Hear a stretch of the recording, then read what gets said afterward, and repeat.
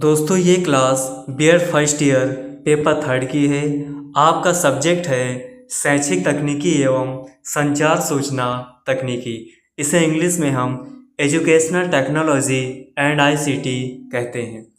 पिछली वीडियो में हमने पढ़ा था शैक्षिक तकनीकी क्या है, प्रकार, उद्देश्य एवं विशेषताएं, और साथ ही हमने ये भी जाना था शैक्षिक तकनीकी कितने प्रकार के होते हैं। तो शैक्षिक तकनीकी 4 प्रकार के होते हैं: शिक्षण तकनीकी, व्यवहार तकनीकी, अनुदेशन तकनीकी और अनुदेशन की रूपरेखा। तो आज हम इन चारों के बारे में गहन अध्ययन करेंगे। दोस्तों, शिक्षण तकनीकी का मतलब पढ़ाने की प्रक्रिया को बेहतर, आसान और प्रभावी बनाने के लिए वैज्ञानिक तरीकों और योजनाओं का उपयोग करना शैक्षिक तकनीकी कहलाता है। इसमें शिक्षक यह सोचता है कि किस तरीके से पढ़ाया जाए ताकि छात्रों को जल्दी समझाया जा सके। इसे ही शैक्षिक तकनीकी कहा जाता है। कहने का मतलब ये है, इसमें टीचर यह प्रयास करता है कि बच्चों को किस तरीके से समझाया जाए ताकि वो आसानी से समझ सके। सरल शब्दों में देखा जाए तो शिक्षक किस तरह पढ़ाए, कौन सी विधि अपनाए और कौन से साधन इस्तेमाल करे, इस पूरी प्रक्रिया को शैक्षिक तकनीकी या शिक्षण तकनीकी कहते हैं। शिक्षण तकनीकी की विशेषताएं। दोस्तों, शिक्षण तकनीकी की सबसे मुख्य विशेषता ये है कि यह तकनीकी छात्र केंद्रित होती है। इसमें पढ़ाई का मुख्य ध्यान छात्रों की समझ पर होता है। शैक्षिक तकनीकी इसलिए भी विशेष है क्योंकि वैज्ञानिक तरीकों का उपयोग इसके अंतर्गत किया जाता है। पढ़ाने में मनोवैज्ञानिक और वैज्ञानिक सिद्धांतों का उपयोग किया जाता है। शैक्षिक तकनीकी पाठ को आसान बनाती है, कठिन विषयों को भी सरल तरीके से समझाया जाता है और साथ ही योजना बनाकर पढ़ाना।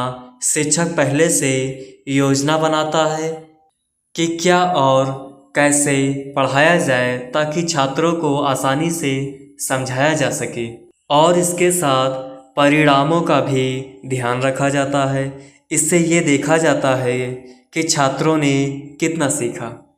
इस प्रकार हम शैक्षिक तकनीकी के ज़रिए छात्रों का मूल्यांकन आसानी से कर सकते हैं। शिक्षण तकनीकी के उद्देश्य: पढ़ाई को सरल और रोचक बनाना, छात्रों की समझ और रुचि बढ़ाना, और तीसरा है कम समय में बेहतर शिक्षा देना और पढ़ाई को रोचक बनाना, जिससे छात्र पढ़ाई में सक्रिय रूप से अपनी भूमिका निभा सके। उदाहरण के तौर पे मान लीजिए आप एक टीचर हैं और आपको बच्चों को जानवर के बारे में बताना है। मतलब बच्चों को नहीं पता है कि जानवर क्या है। आप बच्चों को जानवर समझाते हैं या जानवर पढ़ाते हैं, तो बच्चों को जानवर समझाने के लिए जिराफ की जगह कुत्ते बिल्लियों का एग्जाम्पल देना ज़्यादा सही होगा, क्योंकि दोस्तों कुत्ते बिल्ली एक सामाजिक प्राणी होते हैं। हर बच्चा इनको अच्छे से जानता है और इन्हें बचपन से ही देखता आता है। लेकिन दोस्तों जिराफ बहुत कम पाए जाते हैं, तो बच्चे जिराफ को नहीं देख पाए हैं, तो इसलिए बच्चे जिराफ का एग्जाम्पल समझने में परेशानी होगी।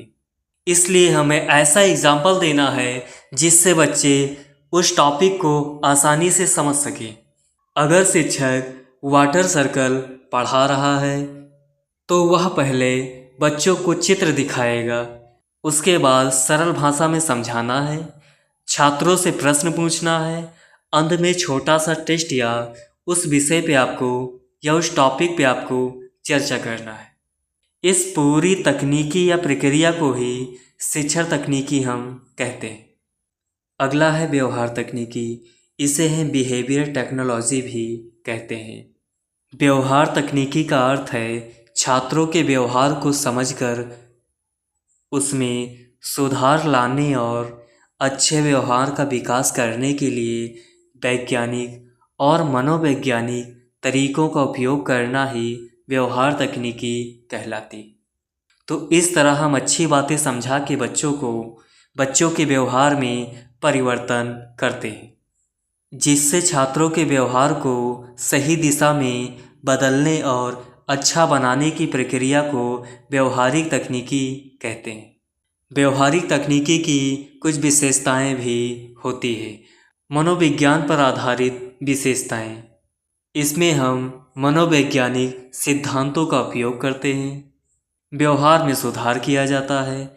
छात्रों की गलती या गलत आदतों को सुधार कर अच्छा व्यवहार सिखाया जाता है। व्यवहार तकनीकी में प्रोत्साहन का उपयोग अच्छे काम पर प्रशंसा और पुरस्कार दिया जाता है। व्यवहार तकनीकी से हम सीखने की आदत का भी बच्चों में विकास करते हैं। छात्रों में पढ़ाई की अच्छी आदतें विकसित की जाती है। व्यवहार तकनीकी के उद्देश्य। व्यवहार तकनीकी के मुख्य उद्देश्य छात्रों के अच्छे व्यवहार का विकास करना होता है। अनुशासन, जिम्मेदारी की भावना बच्चों में पैदा की जाती है। गलत व्यवहार को सुधारा जाता है। पढ़ाई में रुचि और सकारात्मक सोच को बढ़ावा दिया जाता है। एग्जाम्पल, अगर कोई बच्चा होमवर्क नहीं करता है तो शिक्षक उसे समझाता है और सही काम करने पर प्रशंसा और पुरस्कार दिया जाता है। धीरे धीरे छात्रों की आदत इससे बदल जाती है। यह प्रक्रिया व्यवहार तकनीकी का एक उदाहरण है।